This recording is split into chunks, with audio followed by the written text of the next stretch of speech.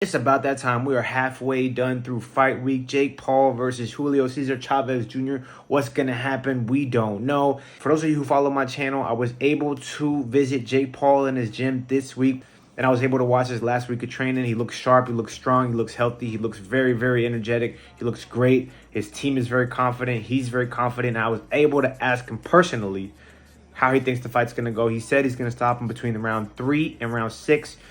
In the face-to-face, he also seemed very confident. He looks sharp in the public workouts.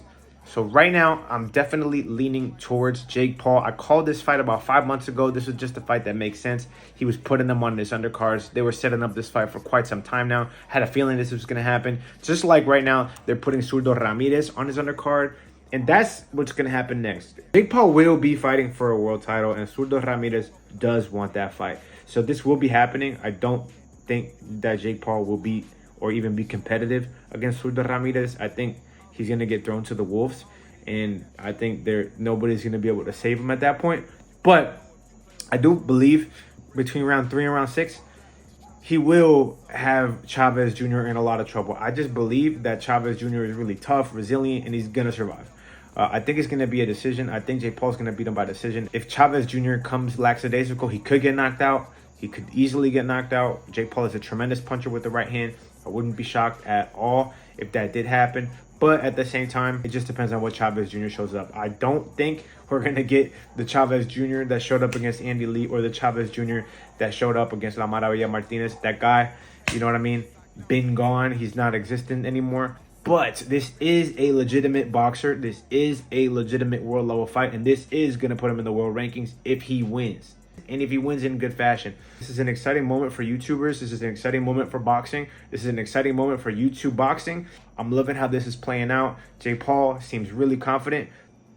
I'm not exactly sure how it's going to play out. I really don't see the knockout happening just because it's hard for me to see Chavez Jr. getting knocked out after watching him fight so many times. And you know what I mean? The one thing that he always did have was the fact that he was really tough. But once you're 38, 39, 40, 41, the chin starts to get a little thin. You know what I'm saying? They do have one common opponent in Anderson Silva. And we all know Jake Paul beat Anderson Silva, even dropped him with a straight right hand. And Julio Cesar Chavez Jr. lost. So he went 2 years inactive, and then he got a little tune-up fight against Uriah Hall. Looked pretty lackluster in that fight.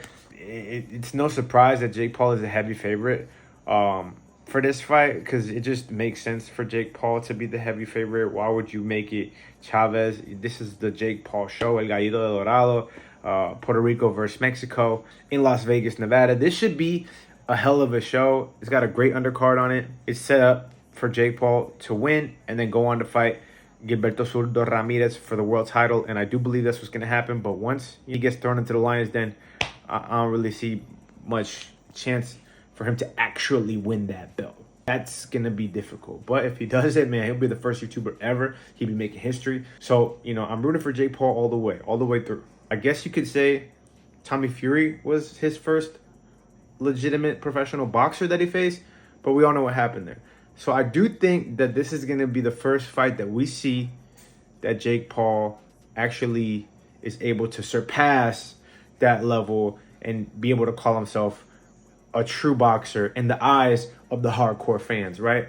Some of us already know that he is a true boxer, but I still think that he has a lot of proving to do to just some of those naysayers that really still are in disbelief that a YouTuber can turn into a boxer. But if you put in the work, you could do anything. If you dedicate your life to something, you will become something. And one thing that Jake Paul has done is he has dedicated his life to the sport and to the craft. He eats, sleeps, breathes boxing. And that's what you have to do. I just don't see how Julio Cesar Chavez Jr. is going to be able to withstand the youth, the athleticism, the power, the strength. And I just think overall, Jake Paul, at this point in time, is just the better fighter. 5 years ago, this wouldn't even been something that we could talk about, but it isn't 5 years ago. It's 2025 right now. And in 2025, Jake Paul is going to win this fight. Jake Paul told me he was going to knock him out between rounds 3 and 6. So do with that information what you will.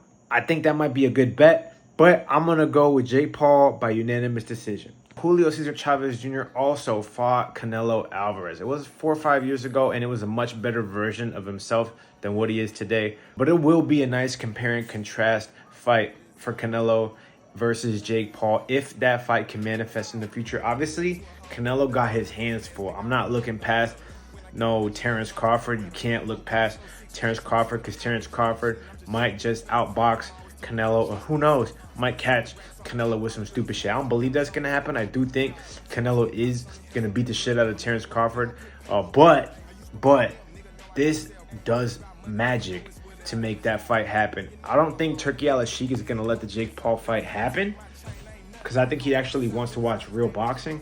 But money talks. I do think that this fight against Julio Cesar Chavez Jr. makes a Canelo fight in the future much more plausible. But at the end of the day, I think that it's pretty clear Canelo wants to go in a different direction. And the only other lane Jake Paul has is going through Opetaya or Gilberto Zurdo Ramirez, who it looks like that's where it's going to be headed. For those of you guys that are following my page, go check out some of my YouTube shorts. You'll see that I was at Jake Paul's gym the week before he left. I was watching him train. He looks strong. He looks sharp. He looks good. Their team is really confident. So if you're a money guy and you're betting on a knockout, I would bet Jake Paul by knockout between round 3 and round 6. I personally just don't see that. I think Chavez Jr. is, you know what I'm saying, still a handful, and I think he's going to make it the distance. He's always proven to be a really tough guy. But this is boxing. Like, if Jake lands one of those heavy right hands, it's game over. It's a wrap. Let me know what you guys think. Holla at me, baby.